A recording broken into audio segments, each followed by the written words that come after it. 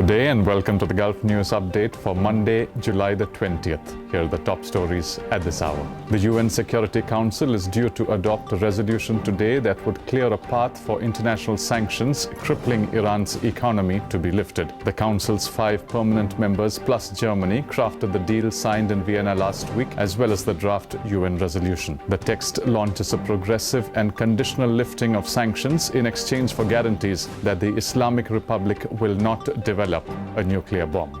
More than a half-century of Cold War and lingering enmity came to an end as the United States and Cuba restored full diplomatic relations. The new era began with little fanfare when an agreement between the two nations to resume normal ties on July 20th came into force just after midnight Sunday, and the diplomatic missions of each country were upgraded from interest sections to embassies. The historic shift will be publicly memorialized later today when Cuban officials formally inaugurate their embassy in Washington, and Cuba's blue, red, and white starred flag will fly for the first time since the countries broke ties in 1961. Greek banks reopened today after a 3-week shutdown aimed at stopping a run on the banks, which could have crashed the financial system. However, the country now faces widespread price hikes as part of a cash for reform deal with the country's creditors. That deal should also allow Greece to make a €4.2 billion payments to the European Central Bank,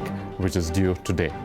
In sport, young Irishman Paul Dunne could today become the first amateur winner of the British Open Golf Championship since 1930 as he begins the weather-delayed final round at St Andrews, tied for the lead at 12 under par. The 22-year-old produced a brilliant round of 66 yesterday to put him level with South African Louis Oosthuizen and Australian Jason Day at the top of the congested leaderboard.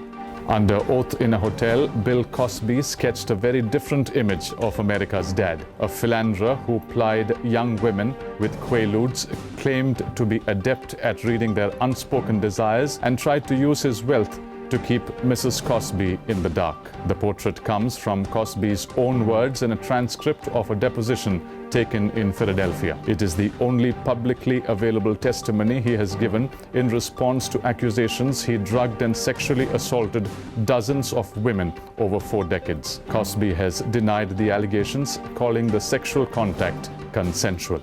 And finally, the weather. Today's high across the UAE will be 42 degrees Celsius, dropping to 32 degrees at night. That's all for now. Thanks for watching. And as always, you can get the latest news at gulfnews.com.